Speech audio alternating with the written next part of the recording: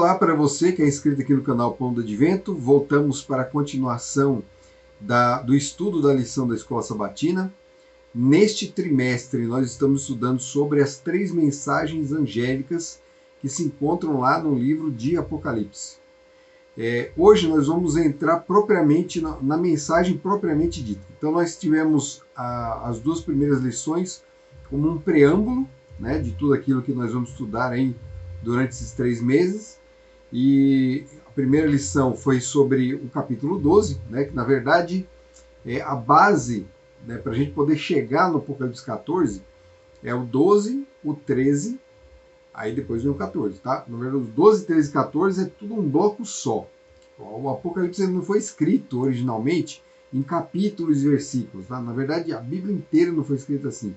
E esse negócio de capítulo e versículo foi colocado depois como uma forma da gente poder encontrar melhor o texto, poder organizar os temas, mas às vezes a forma como foi construída, como foi distribuída é meio artificial.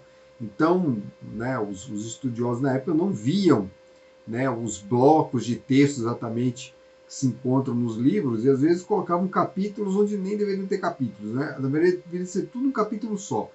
O 13, o 12, o 13 e o 14, tudo uma coisa só. Mas não tem problema, isso não atrapalha em nada. O importante é você saber que, para a gente poder entender o 14, é lógico, tem que entender a Bíblia toda e o livro inteiro, mas no Apocalipse, o bloco que trata do mesmo assunto é 12, 13 e 14. Nós falamos o 12, onde nós encontramos ali a descrição do grande conflito, né, a guerra entre Jesus e Satanás, e a vitória de Jesus, né, sobre Satanás. E agora nós vamos aqui à igreja, a igreja que surge, né, do Messias, que surge do Redentor do mundo. Ela agora, nos últimos dias, ela tem uma mensagem especial. O Salvador, quando esteve na Terra, ele disse que o Evangelho tinha que ser pregado em todo mundo, né? E ele disse mais que ele só viria quando o Evangelho fosse pregado em testemunha a todas as nações. Então, quando o Evangelho alcançasse o mundo todo, então viria o fim. Na verdade, o maior sinal da volta de Jesus, né, para a gente ter o termômetro da volta de Jesus, é a pregação do Evangelho no mundo todo. Tá? A gente fica preocupado com tantas coisas, terremotos, maremotos, doenças, pestes. E Jesus, na verdade, falou até que isso era só o princípio das dores. São sinais, sim, que apontam a breve volta dele, mas o sinal mais importante é a pregação do Evangelho. Tá? E o Evangelho, na verdade, ele alcançou já praticamente o mundo todo. Pouca gente no mundo que ainda tem que ouvir. O problema é que não é só ouvir, tem que ouvir e tem que entender. Então, entender aí já leva um pouquinho mais de tempo. Né? Então vamos lá. A gente estudou também na lição passada sobre o juízo. Né? O juízo que é mencionado ali no final do capítulo 14. Então, por que a gente estudou primeiro o juízo?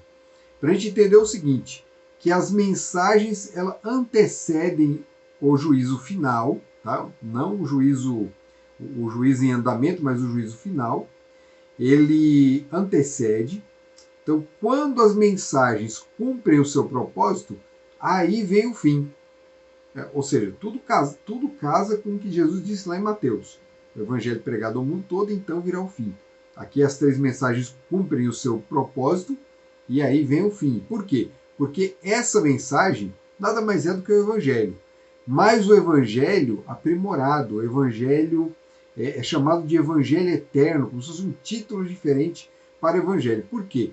Porque nele se encontram aspectos que se relacionam com o tempo do fim, com os últimos dias, com o final.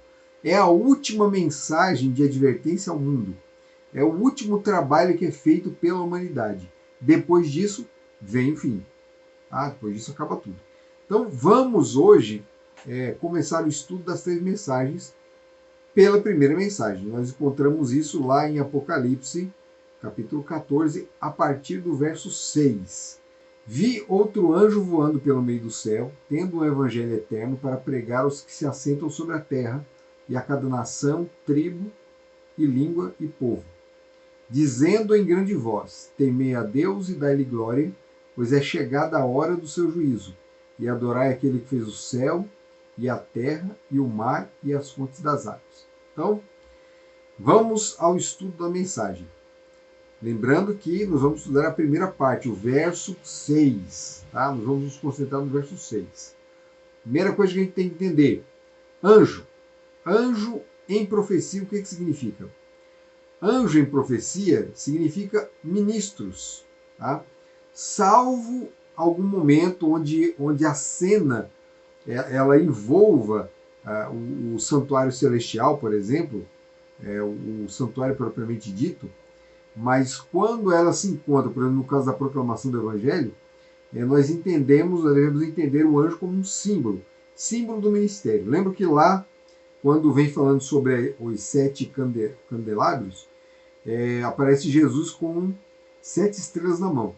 E é dito que as 7 estrelas são os 7 anjos das 7 igrejas. Então, esses anjos atuam nas 7 igrejas. Ou seja, os anjos ali, né, a palavra angelos significa mensageiro. Então, os mensageiros são os ministros que atuam nessas igrejas. Aqui também, a figura do anjo voando pelo meio do céu é a figura de um ministério, né? Mas um ministério não feito por anjos de verdade, mas por pessoas.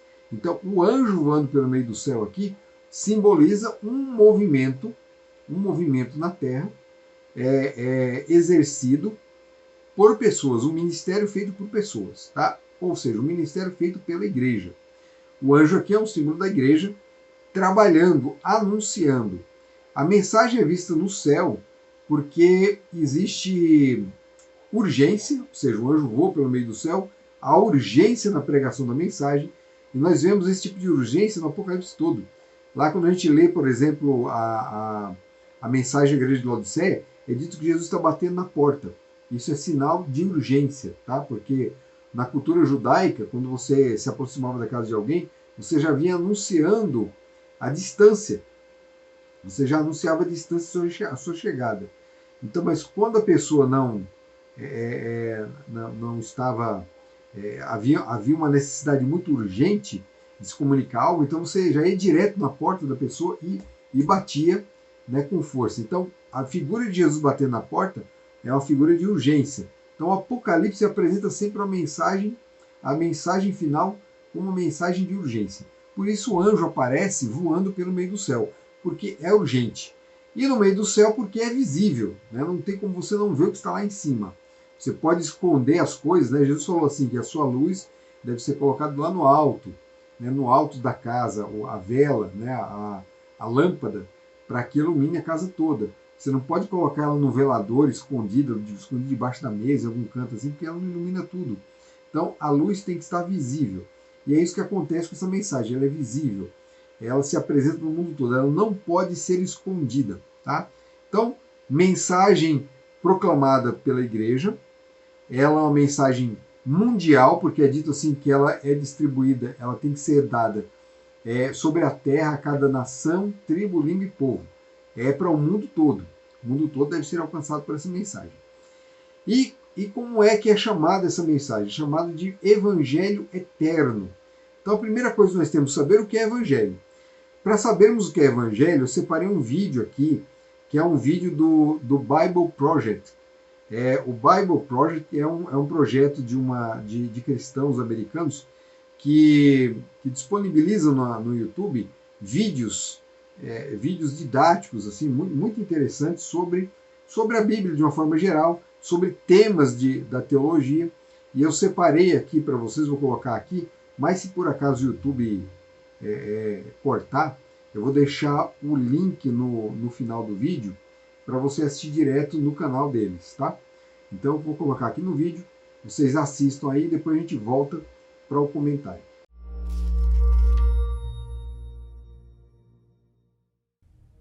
Se você é um cristão ou conhece já ouviu a palavra evangelho como um tipo de resumo do que os cristãos acreditam e deve ter ouvido a frase Deus ama você ou Jesus morreu por seus pecados. Com o tempo, palavras religiosas como evangelho podem perder o poder e significado, ficam familiares demais. Então vamos investir um tempo para redescobrir o que essa palavra evangelho significa para quem escreveu a Bíblia. Evangelho é uma tradução do hebraico do Antigo Testamento do verbo biser e do substantivo besorá. No Novo Testamento grego é euangelion, que é uma palavra composta. Eu significa bom e angelion significa anúncio. Essas palavras significam boa notícia, mas que tipo de notícia? Em hebraico, biser é o que podemos chamar de notícia nacional ou anúncio do rei. Como quando o rei Davi ouve um mensageiro biser que o seu exército foi vitorioso na batalha, o que significa que ele permanece no seu trono governando sobre o povo de Israel. E depois que Davi morre, seu trono é passado para Salomão, seu filho. E quando ele foi declarado rei em Jerusalém, um mensageiro espalhou a Bessorá, dizendo que existia um novo governante no poder. Depois da morte de Salomão, veio uma sequência de reis que eram más notícias, e a corrupção deles levou a nação à autodestruição. Por isso, o profeta Isaías anunciou a boa notícia de que um dia o Deus de Israel viria como rei cósmico para confrontar todos os reinos corruptos e violentos e restaurar seu governo sobre todas as nações. Então, quando Jesus de Nazaré entrou em cena, ele deu sequência ao Evangelho de Isaías, ao sair anunciando o Evangelion do Reino de Deus. Jesus disse que Deus estava restaurando seu reinado sobre seu povo Israel e sobre as nações, e era ele quem fazia isso acontecer. Agora, o Evangelion sobre um novo reino comando significa uma nova forma de viver. Jesus disse que viver no reino de Deus significa segui-lo, baixando a espada e buscando a paz por meio de perdão e generosidade radicais, até mesmo em favor dos inimigos. A boa notícia exige que as pessoas tomem uma decisão. É por isso que Jesus levou o Evangelion a Jerusalém para confrontar os reinos corruptos e violentos da época. Mas ele os desafiou de um jeito surpreendente, com o poder do amor generoso de Deus. Enquanto era executado pelos inimigos, Jesus recebeu sua coroa e foi ridicularizado como um falso rei. Mas ele mostrou a verdadeira autoridade real ao perdoar os seus torturadores. Era Jesus que estava no comando naquele dia, dando a vida dele pelo pecado de outros. Então, alguns dias depois, tudo mudou. Jesus ressuscitou dos mortos como o verdadeiro rei, cujo amor é mais forte que a morte. Ele apareceu a centenas de seguidores e disse que espalhassem o Evangelion de que toda autoridade no céu e na terra pertence a ele. E eles compartilharam essa boa notícia por todo o mundo antigo e fizeram isso escrevendo os 4 relatos da vida de Jesus, que são o Evangelho. Eles contam a história de como Jesus trouxe o reino de Deus, como ele viveu pelos outros e morreu por seus pecados, e depois ressuscitou dos mortos. Os seguidores de Jesus também compartilharam a boa notícia conversando sobre ele. Foi por isso que Pedro e Paulo, Priscila e Áquila viajaram por toda parte compartilhando o anúncio real. Embora pareça que os governantes do mundo estejam no comando para fazer o que quiserem, a boa notícia é que Jesus crucificado e ressurreto é o verdadeiro Senhor do mundo, o verdadeiro Rei de toda a criação. E no reino de Jesus é tudo diferente. É onde líderes de verdade são servos, porque os últimos são os primeiros, e os primeiros vão para o final da fila. É onde famintos são alimentados e pobres são bem-vindos, porque o amor é a realidade mais poderosa do reino de Deus. Não é fácil acreditar nessa boa notícia, e parece loucura quando você ouve a primeira vez. Mas alguma coisa acontece quando as pessoas contam a história de Jesus e começam a viver como se ele fosse o rei do mundo. É aí que esse evangelho se torna a melhor notícia que você já ouviu. Então, Evangelion significa boas novas, né? Evangelho, boas novas, né? Evangelho é a forma latinizada da palavra Evangelion no grego. E que boas novas são essas, né? Vocês viram no vídeo aí. É o anúncio da chegada do rei, da chegada do Messias. O servo sofredor lá de Isaías, né? O livro de Isaías chama esse prometido, esse rei salvador, que ia mudar o mundo, de servo sofredor. Então ele sofre, ele morre e ele ressuscita, né? Então tudo isso faz parte do Evangelho. Toda a obra, toda a vida de Jesus, tudo aquilo que antecedeu Jesus também, toda a esperança do povo no Antigo Testamento e as cerimônias que eles faziam, que apontavam para o prometido, tudo isso está incluído no Evangelho. É uma soma de verdades, né? Cada tempo tem a sua verdade presente, como diz lá Pedro, né? Ele chama de verdade presente esses momentos todos em que a luz vai sendo dada. E agora nós temos a última grande verdade presente, que são as 3 mensagens angélicas. Então você tem o evangelho aprimorado aqui, ele engloba tudo isso. Cristo é o centro do evangelho. Então o que esse anjo anuncia, o que essa igreja anuncia? Jesus. Essa igreja anuncia Jesus. Nós vemos isso lá no final do capítulo 12. No capítulo 12 ele diz assim que o dragão, ele irou-se contra a mulher, mas foi fazer guerra ao restante da sua semente, os que guardam os mandamentos de Deus e têm o testemunho de Jesus. Então, Jesus é o centro, né? Eles têm o testemunho de Jesus. Jesus é o centro. E eles guardam os mandamentos de Deus, que são os mandamentos de Jesus também, porque Jesus é Deus. Tá? Então, tudo é Jesus ali. Jesus é o centro, a lei de Jesus é central também, porque faz parte do caráter dele. E esse mesmo conceito nós encontramos aqui, porque o Evangelho eterno inclui tudo isso. Né? Jesus, a sua obediência, a sua morte, a salvação concedida, a graça, a salvação pela fé, ou seja, a justificação pela fé, está inclusa nessa mensagem. Tudo faz parte. Agora, olha que interessante também. É chamado de evangelho eterno. Mas por que é eterno? Então você já sabe o que é evangelho, mas ele é chamado de evangelho eterno. Lá em Apocalipse 13:8, no verso 8, quando fala ali das pessoas que foram salvas, né, que tiveram seus nomes escritos no livro da vida, esse livro da vida é chamado de livro da vida do Cordeiro, que foi morto desde a fundação do mundo. Então, o que significa isso aí? Essa fala de João aqui, ela não é única e exclusiva do Apocalipse, não. Paulo também usou esse mesmo tipo de expressão, falando do Evangelho como sendo eterno, como algo, né, algo que já foi inaugurado desde a fundação do mundo. Então, houve um planejamento na salvação do homem, antes da fundação do mundo. Tá? Antes da fundação do mundo. Ou seja, antes que o homem pecasse, antes que o homem caísse na desgraça, Deus já tinha um plano. E nesse plano, o Cordeiro de Deus haveria de morrer. Ou seja, a morte de Jesus, ela já estava planejada antes da queda do homem. Aí você pode pensar, então isso foi um destino, Deus predestinou. Não.